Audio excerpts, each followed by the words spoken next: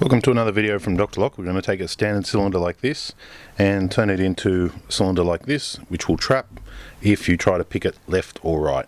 The key will still work it, but if you try to pick it, it'll actually get trapped. So when you come home, if your lock is in this position, it's clear that somebody has actually been picking or trying to pick your lock. So let's do it. Let's start off with a standard cylinder and let's get into it.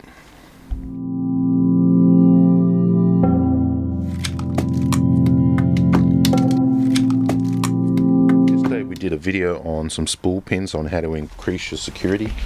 These little things right here, if you can see them, that was basically to try and answer a question that I was asked about how to improve your security for a couple of dollars.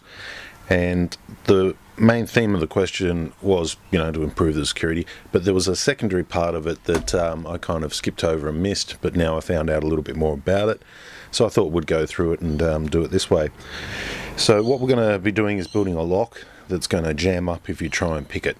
And it's, won't cost you much to do, takes a little bit of skill to do, and if anyone tries to pick your lock, well, you're going to end up with a jammed up cylinder and you're going to have to drill it out. And being that said, you're going to know that somebody's been tampering with your lock, and it will make it pick resistant and bump resistant. And so the first thing we need to do is find ourselves a decent cylinder, and the way this works is that there's one. All cylinders normally have your normal holes on the top. I'll see if I can get a better focus on that. Normally have your normal holes on the top.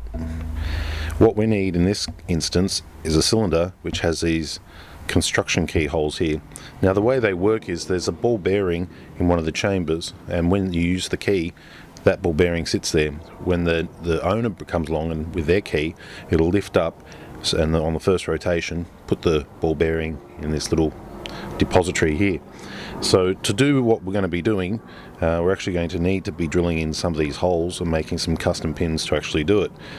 This is not my idea, this is we're just recreating it. There was another person on YouTube that did it. The way they did it was only on one side. So we're going to see if we can improve on that and either stagger them or put two on the other side and then pick it and see if it works. Alright, so these are just some of the plugs I have, and very few of them actually have those holes. So we're going to have to really do it from scratch. Let's get rid of them. Alright, back to my cheap and nasty cylinder here. Okay, that's centered. Alright, let's go. So this cylinder here is a million years old. I don't really care about it, so that's not going to be a problem. First thing I'm going to do is pop out the center. There's my better photo on that. I'm going to pop out the center, and I'm going to put some pins in there, some top pins, so that I can actually find, well, I can almost find them now. You see those lines along there? Well, you can't actually. You can see a few lines along there. I'm going to try and create some lines so that my pins are going to give me some marks so that I can do this. So we're going to need some pins. Here's some pins. So what I'm going to do is I'm going to load them up and put the point facing down. Normally you'd be putting a flat edge. You put your driver pins in and it'll be flat where it touches here.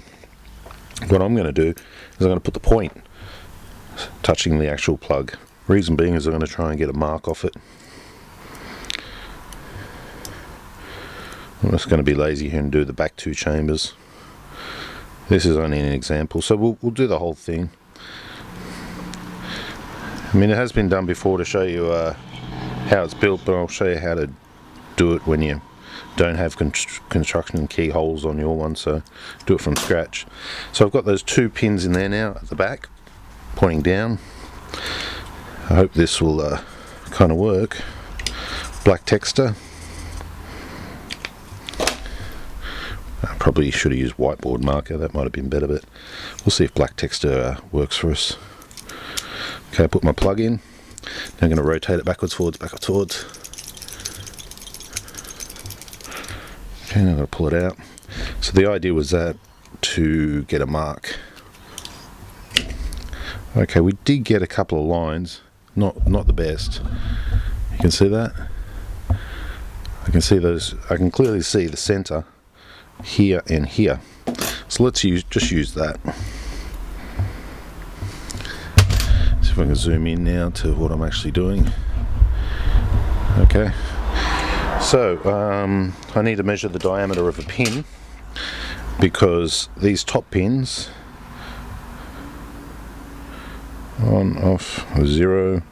So my diameter of a pin, let's run my calipers today, 0. 0. Okay, 2.86. So I want my holes to be smaller than 2.86. 2.95, that's bigger. Okay, so 1/2 mil basically. This drill bit is 1/2 mil smaller than these pins. So that's perfect. That's exactly what we want, 1/2 mil. Trusty drill. Okay, see if I can use this vise to kind of help me here. Now this is pretty rough, but see if we can pull this off. It's wandering everywhere. Ideally you should have a center punch and a drill, but I'm just trying to do this a quick way.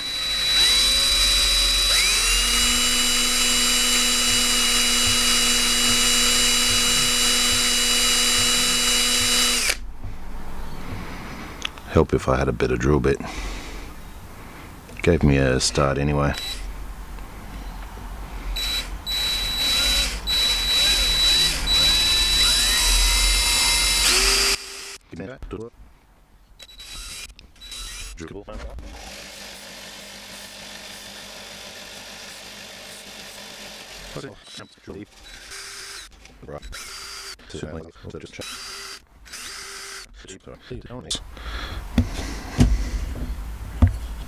Actually, you know what? We use ourselves some fresh pins. So that's what we're looking like at the moment. So if it's turned anti-clockwise, it should trap, and if it's turned clockwise, it'll trap there. Granted, I think this hole is a little bit off, but it'll do the job for us today for what we want to do it. And you know what, I'm even going to get myself a better key than that. I'm just using a standard LW4 key. Let's just quickly key that up. Need a bit. Yeah. Okay. Probably time to use it.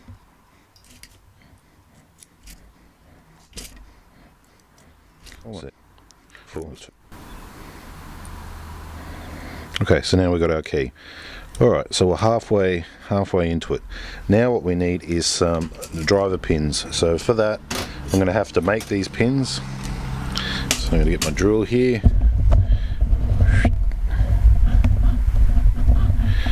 Now, basically, I want to take off 1/2 mil.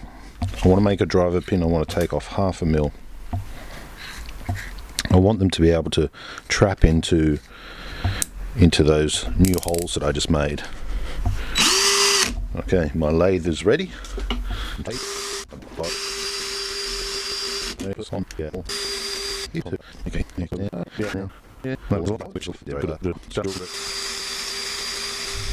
So basically I've just turned down one side deep enough so that it can fall into those holes that we've made. Alright. Alright, now here's where the magic starts. I want to make sure you can see it. Alright, so I put in those 2 pins at the back. So I'm going to take them out now. They were only just to score the plug so that we could see what we're actually doing. And now we've got them out. We're going to put in our drop-in pins. I guess that driver drop-in pins, I guess you could call them. Okay, so they're in there now. Now what I need is a master pin. The reason we're going to use the master pin is because when we've got these pins in and the combination is true and we're turning it left and right, we don't want those pins to actually drop down. But when somebody's actually manipulating the lock, when they go to turn it, they're most likely going to get the the drop-in driver pins, and then it's going to jam up. And I'll jam this cylinder up afterwards. But now let's load our caps for our pins that we just made. So just use a 2. Use another 2, they're the smallest. Already our pins have got a large stack height. Geez, this 2 does not want to go in there. Go in there. Did I get it in there? It's time to check. Yep, I did. So I'm going to put the plug back in the cylinder without the key in it, so that way I can leave those master pins on top.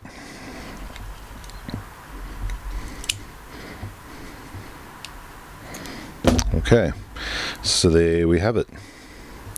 Actually, that's not going to work. As soon as I rotate it around, it's going to jam. Let's get that back out of there. I actually need to go along this top center here without those pins dropping in. There we go, got it. Okay. One loaded up cylinder. Okay, so I got the new drop-in pins in there. Everything's right to go. Let's pick this.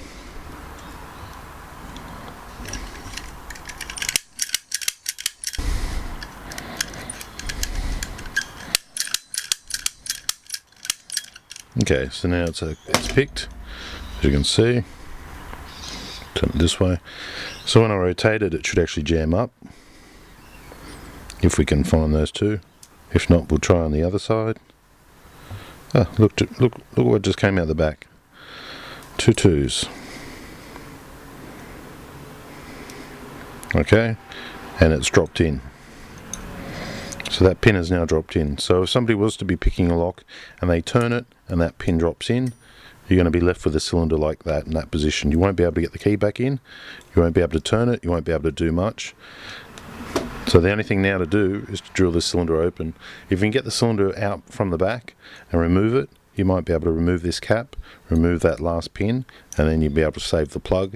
But if you're on the outside of the door, that's what you're going to be up against. Okay, thanks for watching.